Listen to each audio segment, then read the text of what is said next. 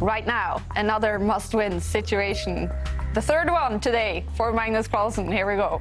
Here we go, Queen's pawn opening, and there has still been this pattern of whoever strikes back in normal time, in the rapid portion, just failing to kind of convert in the playoffs, in the Blitz. And okay, Magnus thinking, not sure he knows the game has started. Maybe he's just getting his music ready.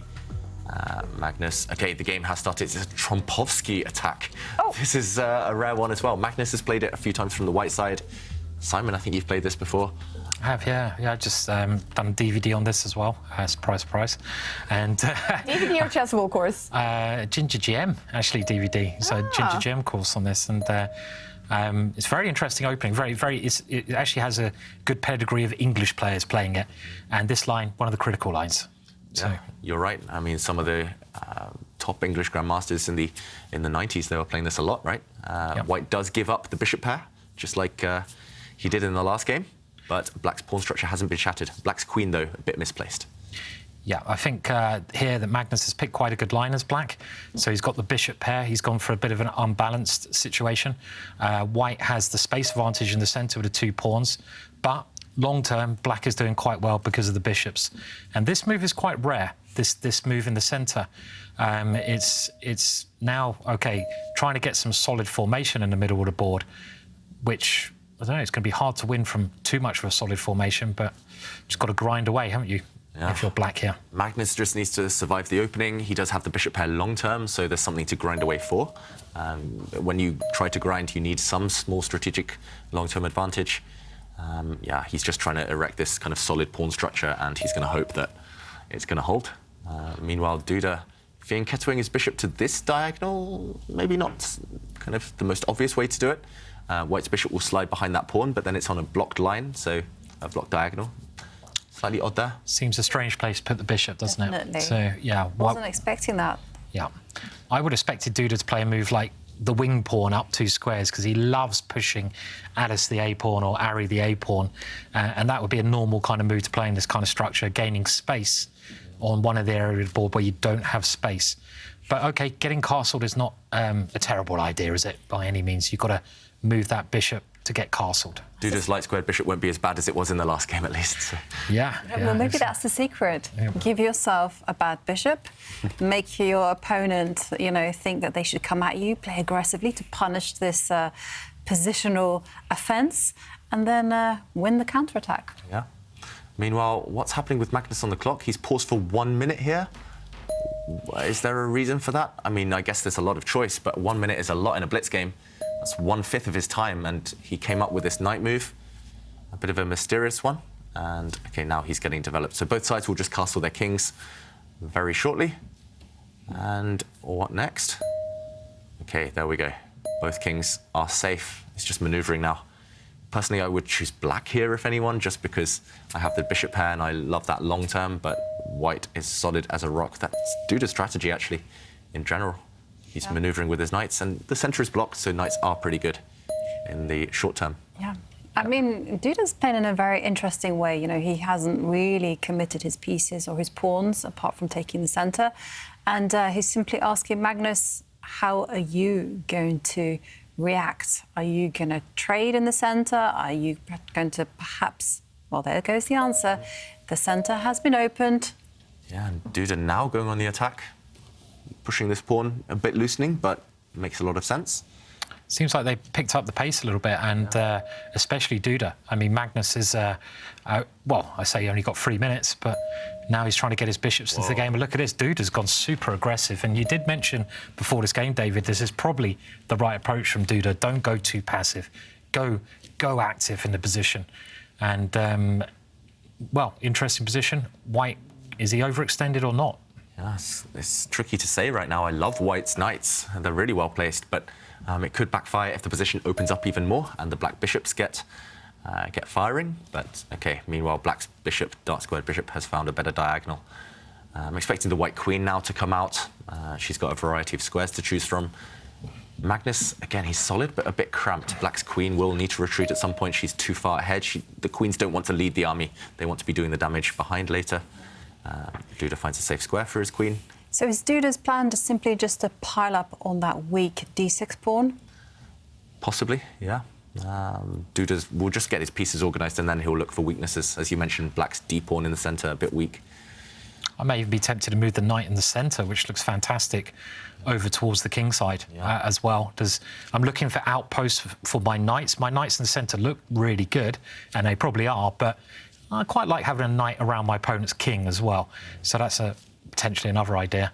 I would pick white here slightly, I think. Yep. It's a matter of taste, right? Matter of taste, yeah. But black is very solid, and I guess black's got to wait for the opening to occur. Hope his bishops play an important part when the opening position does occur. Yeah, and I like what Duda's doing, you know, nice natural moves. Now the rooks are into the game, and it seems that Magnus is like undeveloping his pieces. You know, he's now put his queen back to the starting square and moved it over far away from her king. Yeah, and now this manoeuvre that you mentioned, Simon, white's knights repositioning themselves, going towards that black king that has maybe feeling abandoned right now. Yeah. Likewise, Magnus rerouting his knight because his king needs some protection. That's right. And I mean, Magnus does have this weakness, this pawn in front of that knight, which now white is targeting with that knight. And you see a little bit passive here for black at the moment, but very solid. And I think Magnus is just waiting, isn't he, for his opportunity at the moment, keeping solid as he can. But again, white has more space to manoeuvre, more space is easier. It's easier to play when you have that extra space. So I'm still personally taking white here at the moment. Yeah, makes sense. And it was interesting, a few moments ago we saw Duda's screen. He was almost pre-moving. He's kind of itching to just make moves. He wants to maintain that time advantage. And looking at the clocks as well, he's got an extra minute. That could be valuable, especially if, as you mentioned, Simon, he gets on the front foot. He's the one attacking. Defending is so hard on a few seconds. So speed-wise, Duda. Space-wise in the position, Duda. Well, is he thinking here, David, of starting the attack? Possibly. He could do. I mean, it's obviously risky, but you could go for it now by moving Freddie, the pawn in front of the knight, and just go for black's king. Because Ivanka pointed out he's hovering. Is it time to attack? He likes attacking. Just go for it. Punt it. This is how you take Magnus down. You've got to go aggressive against him. His mouse is on the F-file. I think he's going to move that knight near the white king forward towards black's king, but like you said, Simon, it's tempting to move the pawn as well. Did we see a reaction on Magnus's face there? Yeah, he's not looking happy, right? No. Magnus, I don't like his position either. It's just too many pieces on bad squares. Black has the long-term advantage, of course, with the bishop pair, with kind of a more compact pawn structure, but while we're in the middle game, that is not going to play a factor in a bit of a strange one, putting his bishop on the edge of the board. Magnus frowning as well. This is not an orthodox move because white's bishop actually does a good job of protecting its king usually. He just wants to trade it off. Is he going to trade it off for black's light-squared bishop that was sat at home asleep? I don't like that decision at all. I mean, you often want to keep your lights... Yeah, I mean, as you said, David, that bishop of black's was sleeping, yeah? Is this his idea to now come in the middle and try to attack? I think he just wants to force the issue. And, yeah, that move would never have crossed my mind, I must admit, Simon. Just spending 2 moves, trading off your opponent's poor piece. But at least he's got rid of the bishop pair, so now long-term, it's not necessarily black who's got the advantage. Maybe he's just trying to take as much risk out of the position as possible. But now he has to take care because he's to stop that knight from jumping in, and that's why he retreats his knight to the d2 square. And it just feels like black is very solid. And I quite like the long-term prospects if he survives the next few moves. Yeah, black's solid, but white's solid as well. I mean, Duda, I don't know what he's listening to, but he seems to be enjoying it. And still very, very fast on the clock. Magnus just struggling for a plan. The black queen needs to improve. She's not great right now. The nature of the position is different now. At least it's blocked temporarily. I guess white still has this pawn break that might be annoying Magnus. I mean, this again, just the pawn in front of the white knight. If that goes forwards, you open up lines towards black's king. So you have to constantly be... So that's why Magnus is guarded against that move. But he's only got 1 minute and 10 seconds now, and he needs to win this game to get to an Armageddon.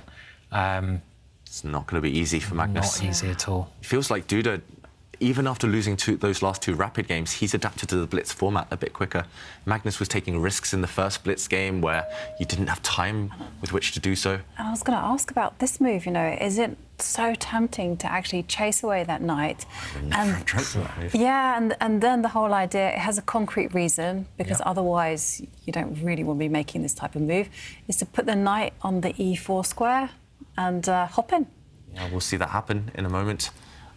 Utilising the fact that black's queen is actually a bit uncomfortable. If you look at the black queen, on the same line at the bottom is the white rook, and that's why Jovanka's tactic is going to work. But it's not too scary. This can be dealt with. You don't capture that knight, because then the black queen would drop on the d-file.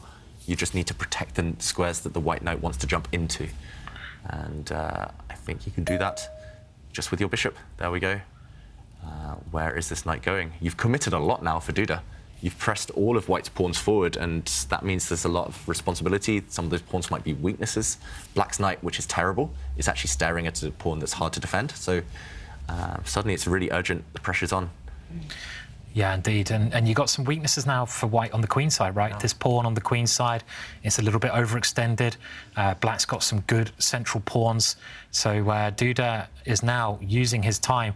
Magnus 38 seconds and Duda 1 minute 40, something like this. But he's got a key moment here of how he continues, right?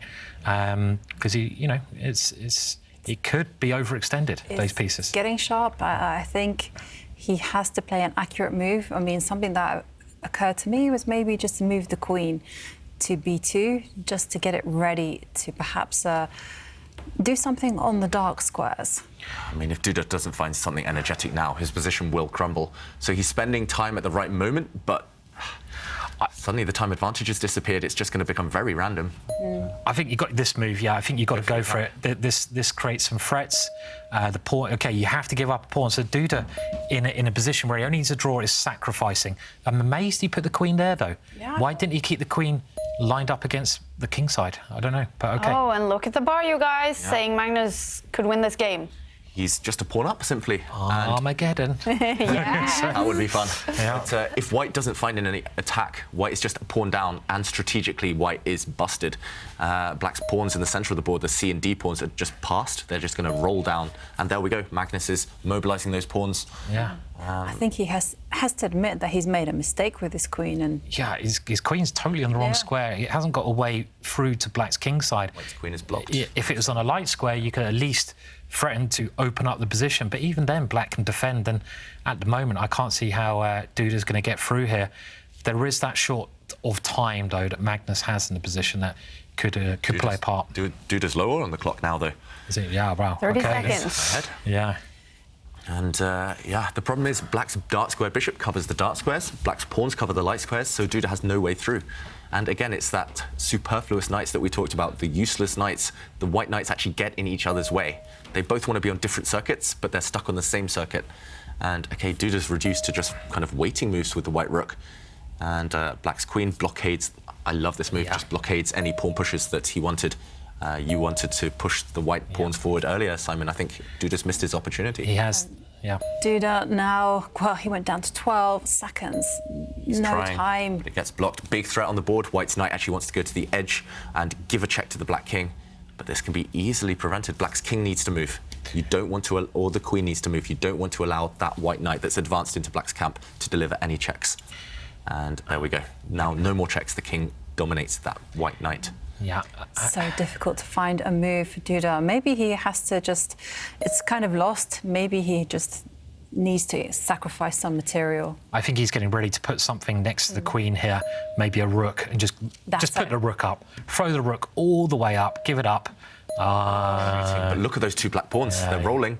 Okay, but now there's a big threat on the board. The queen is ready to come in. The queen is going to come in to h6, but this is why Magnus just goes, nope. It's chaos, and Duda has only got a few seconds on this clock. Magnus at 20 seconds. Is that black king going to survive? Magnus is just actually trying to give away material in order to secure his king because he knows the 2 black pawns are going Look at the bar. Bang, got it first. Yeah. Wild. It's crazy stuff here. It's just very random, and that happens when it's this chaotic, when there's attacks for both sides, and you only have a few seconds on the clock. It increases the variability, you lose your odds, and OK, Magnus is trying to bully Duda now with a queen trade. Duda has to avoid that queen exchange. No, he's taken it. He's taking it? He's taken it to grab the rook. But, you know, how can he handle those 2 pawns that are going to propel themselves forward? I think we're getting Armageddon. Seconds. We're going to get Armageddon. Yeah, those 2 black pawns are so scary. And we saw Duda there. He was kind of nervously kind of moving the mouse back and forth, like half pre-moving, half kind of not committing to his moves. But look at these 2 black pawns. This one is so close to promotion, and it will cost White his knight at some point. That White knight's getting kicked away. Look at Duda leaning back. He knows he's in trouble. The pawns are rolling. The bar's going all over the shop at the moment. Yeah. I mean, this is Blitz chess through and through, anything possible. And at the moment, White hanging on. And he's dropped a bishop. Dropped his bishop. He's A blunder. put another loose square. He just left his bishop en prise. A free piece for Duda. And this one is going to be decided. Magnus blundering again. Duda takes it. He holds his nerve. A handshake. It's over. Young Christoph Duda wins the match. Actually, a smile on Magnus Carlsen's face. He's blundered a little bit today, the world champion, and he loses the match. But he does get 1 point for losing in the Blitz tie breaks.